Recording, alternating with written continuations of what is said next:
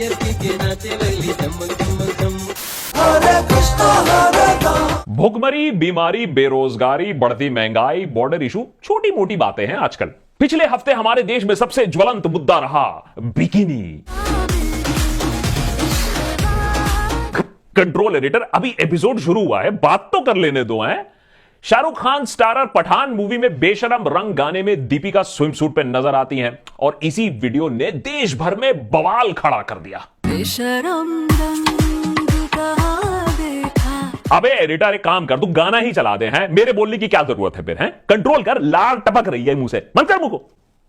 तो हुआ यूं कि हमारे देश में बड़े बड़े पर्दे पर स्विमिंग सूट वैसे तो कोई नई चीज है नहीं। करीबन 80 साल पहले मीनाक्षी शिरोडकर ने एक मराठी फिल्म ब्रह्मचारी में पहली बार स्विम सूट पहना था। For context, very interesting fact, Meenakshi Shirodkar Shilpa और नम्रता शिरोडकर की दादी थी। वैसे तो डैडी कूल होता है, यहां तो दादी कूल है। 1958 के दिल्ली का ठग फिल्म में नूतन ने भी स्विम सूट पहना और फिर शर्मिला टैगोर ने तो भाई क्रांति ही ले आई। वो स्विम सूट पहना एन इवनिंग इन पेरिस 1967 और आमने सामने में, और फिल्म फेयर के फोटोशूट के लिए 2 piece bikini, nuclear bomb in India. लोगों की आंखें चार, लेकिन तब भी देश और धर्म इतना संकट में नहीं आया जितना ये 50 साल बाद दीपिका के बिकिनी के वजह से आ गया है। ऐसा क्यों? देखिए, धर्म, मर्यादा, सभ्यता के जो तालिबान, मेरा मतलब है कि ये जो मर्यादा सभ्यता के जो ठेकेदार हैं, उन्हें दिक्कत बहुत हुई दीपिका के बिकिनी से। खड़े हो गए सारे अंकल जी, जोर जोर से अपना डंडा हिलाने लगे। किसी को बिकिनी से प्रॉब्लम थी, किसी को बिकिनी के रंग से प्रॉब्लम थी, किसी को बिकिनी के ढंग से प्रॉब्लम थी। यू सी, कट बहुत हाई है। किसी को बिकिनी वाले डांस से प्रॉब्लम थी, पोज से प्रॉब्लम थी, किसी को बिकिनी वाले गाने में खान से प्रॉब्लम थी।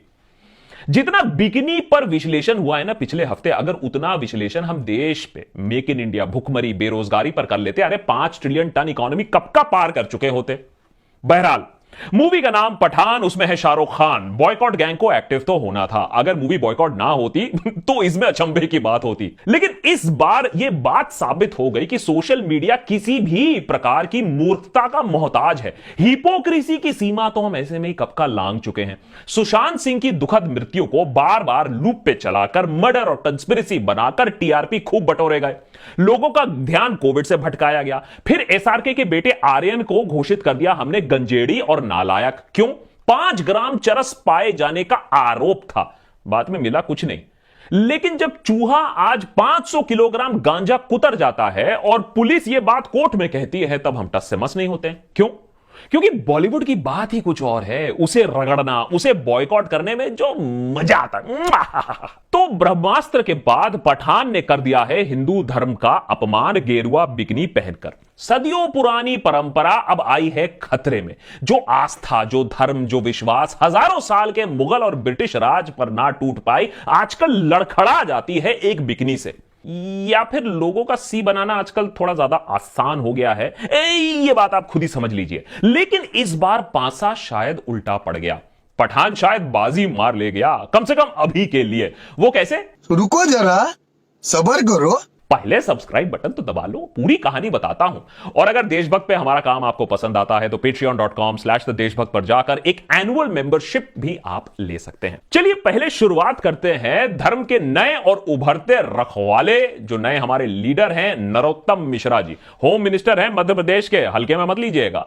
उन्होंने डंका बजाकर यह ऐलान कर दिया कि यह दीपिका की जो बिकिनी है ये ऑब्जेक्शनेबल है। इसे गंदे पोल्यूटेड माइंड ने बनाया, गंदी सोच वालों ने यह गाना बनाया है।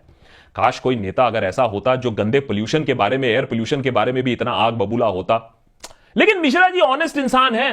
प्रॉब्लम बिकिनी से ज्यादा है या दीपिका से ज्यादा है, ये खुद ही बता दिया। दीपिका पादुकोण जी टुकड़े टुकड़े गैंग की समर्थक रही हैं, जेएनयू वाले। उसमें मैं ये निवेदन करूंगा कि इसके दृश्यों को ठीक करें, वेशभूषा को ठीक करें, अन्यथा मध्य प्रदेश में इस फिल्म को अनुमति दी जाए या न दी जाए, ये विचारणीय प्रश्न हो। उधर महाराष्ट्र में राम कदम जी ने भी बोला कि पठान फिल्म के प्रोड्यूसर को संतों, महात्माओं, हिंदू संगठनों और सोशल मीडिया पर उन सैकड़ों लोगों के सामने सफाई देनी होगी कि उन्होंने गेरुए रंग में यह बेशरम नाच क्यों किया है, यह स्किन शो क्यों किया है। क्या फिल्म के निर्माता और निर्देशक का यह दायित्व नहीं है कि सामने आकर के जो साधु संतों द्वारा आपत्तिजनक बातें प्रस्तुत की गई है उस पर वे अपना रुख स्पष्ट करें?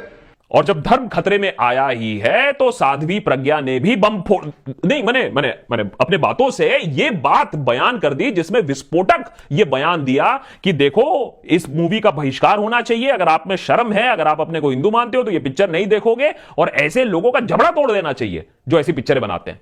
अब भगवा को अगर कोई अपमानित करेगा तो उसको मुंह तोड़ जवाब नहीं, उसका मुंह तोड़ के हाथ में रखने की हिम्मत रखते हैं। क्या मैं हिंदुओं से आह्वान करती हूँ उसकी कोई फिल्म ना देखे। देखो सीरियसली बोलो तो बात तो सही है, अगर धार्मिक भावनाओं को चोट पहुंची है तो माफी मांगनी चाहिए। लेकिन उससे पहले एक सवाल, अगर धार्मिक भावनाओं को ठेस पहुंची है तो गाना रिलीज हुआ कैसे? क्या फिल्म सर्टिफिकेशन बोर्ड जेएनयू में बैठती है? क्या उसके मेंबर्स कांग्रेस, आम आदमी पार्टी, टीएमसी से ठुसे हुए हैं? क्या सर्टिफिकेट बोर्ड से पहले सवाल नहीं पूछने चाहिए?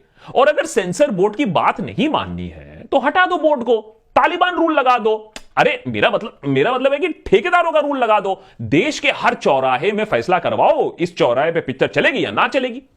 और इससे पहले कि दीपिका को भी चौराहे पर घसीट के कोड़े पड़े, कुछ अजीब और गरीब हुआ पिछले हफ्ते।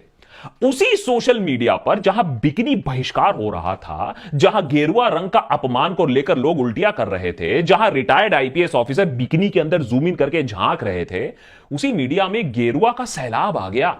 उस जमाने से जब गेरुआ ना किसी धर्म का अभिन्न अंग था और जब आज के गेरुआ के रखवाले तब गेरुआ रंग में अश्लीलता और हिपोक्रेसी की सीमाएं पार कर रहे थे। देख लीजिए खुद ही, आज दिल्ली में भारतीय जनता पार्टी के मुखिया हैं श्री मनोज तिवारी, गेरुए रंग में बेबी को बियर पिला रहे हैं और फुदक फुदक कर नाच पी रहे हैं। बियर पी के नाचे लगली धमक धमक धम। अम्मा एडिटर एक बात बताओ, एक गेरुआ और बियर तो ठीक है, ये साथ में या इंसान फुदक के ऐसे अश्लील नाच क्यों कर रहा है?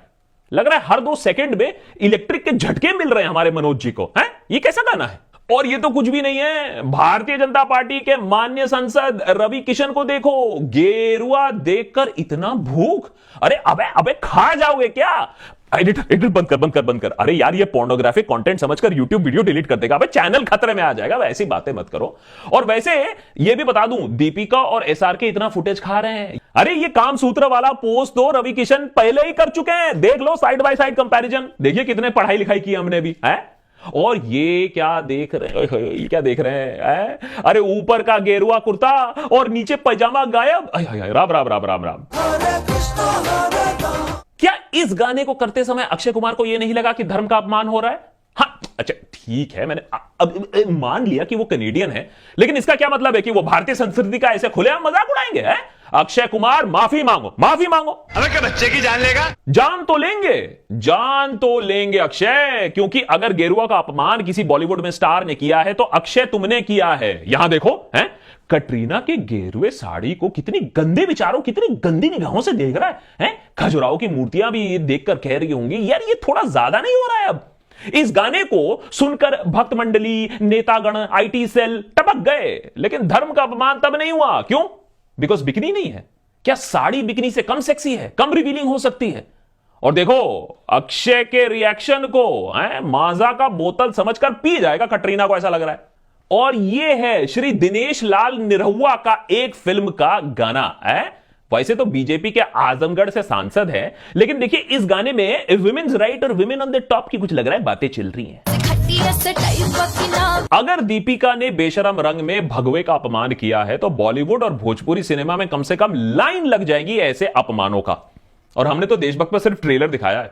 बीजेपी में एंट्री मारने के लिए बेताब कंगना गेरुआ रंग पर अपनी जुत्ती रख रही है, तब तो आउच भी नहीं निकला किसी से। और नहीं एडिटर, ये वाला नहीं, एडिटर नहीं मत लगाए यार, लगा दिया कौन यार? ये ऐसा कौन करता है यार? हैं? ऐसा कौन करता है? इस रंग की चड्डी कौन पहनता है? कभी नहीं देखा मैंने, और अब जब देख लिया तो अनदेखा भी नहीं कर सकता हूं। और बीजेपी के सनी पाजी ने आज तक इस चड्डी वाली फोटो के लिए कभी खेद प्रकट किया है? बताइए। एक टाइम था कि मिस इंडिया कॉन्टेस्ट में भी स्विमसूट राउंड में गेरुआ इतनी लड़कियां पहनकर कैटवॉक कर रही हैं, स्मृति ईरानी भी है इसमें। तब तो देश और सभ्यता खतरे में नहीं आई और ना ही टाइम्स ऑफ इंडिया को बॉयकॉट किया गया। क्यों? क्योंकि शायद आप भी जानते हैं और हम भी जानते हैं कि गेरुआ से प्रॉब्लम नहीं है और ना ही गेरुआ कोई धर्म का रंग बनता है। प्रॉब्लम शायद दीपिका और एसआरके जैसे लोगों से है जो सिस्टम की चाटते नहीं है। वो चाहे सिस्टम के खिलाफ खुले तरीके से ना बोले, लेकिन उनकी जो रीढ़ की हड्डी है ना, वो इतनी भी नहीं मुड़ी है कि वो सिस्टम के तलवे चाटने की इजाजत दे उनकी रीढ़ की हड्डी। और ये सिस्टम को भी मंजूर नहीं है, ठीक जैसे सिस्टम को यह बात मंजूर नहीं है कि खान्स आज भी बॉलीवुड और सैकड़ों दिलों पर आज भी राज करते हैं इतना कुछ करने के बाद। इस पूरे बिकनी बहिष्कार में हमें एक सबक तो जरूर मिलता है कि सुशांत के नाम पर हमें 3 महीने तक सी बनाया गया, आर्यन खान के नाम पर 2 महीने तक, ब्रह्मास्त्र का बॉयकॉट 1 महीने चला, जिसके चलते पब्लिसिटी इतनी मिली कि एक एवरेज ब्रह्मास्त्र पिक्चर भी कम से कम 400 करोड़ का धंधा तो कर ही गई, कम से कम अपने कॉस्ट रिकवर कर लिया। पठान का पहला बॉयकॉट तो बैकफायर इसलिए हुआ है कि हमारी जो डोमेस्टिक ठेकेदार हैं उनका गेरुआ पोल खुल गया। लेकिन बॉयकॉट और भी होंगे, लेकिन इस फ्री पब्लिसिटी के बाद देखना क्या है कि पठान बॉक्स ऑफिस पे कैसे परफॉर्म करती है।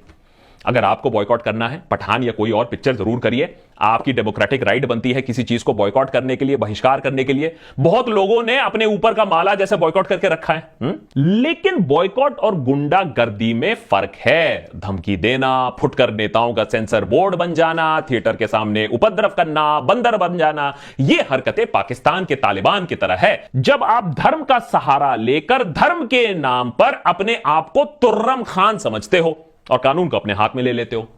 पठान के बारे में, दीपिका के बारे में, एसआरके के बारे में उल्टा सीधा बोलो, बिकिनी में झांको, लेकिन अगर गेरुआ का अपमान लगता है तो सबसे पहले सारे इन बीजेपी नेताओं को और इन चमचों को लाइन लगाकर सबसे पहले इनसे माफीनामा लिखवाओ।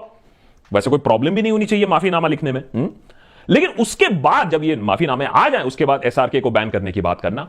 लास्ट में 2 दिलचस्प चीजें बताऊंगा जाने से पहले। सोशल मीडिया एक्सपर्ट्स ने गहरी छानबीन करने के बाद यह पता लगाया कि दीपिका जो थोड़े समय के लिए जो गेरुआ बिकनी पहनती हैं इस पूरे गाने में, उसमें बेशरम रंग का तो उच्चारण हुआ ही नहीं है, तो कंट्रोवर्सी कहां का।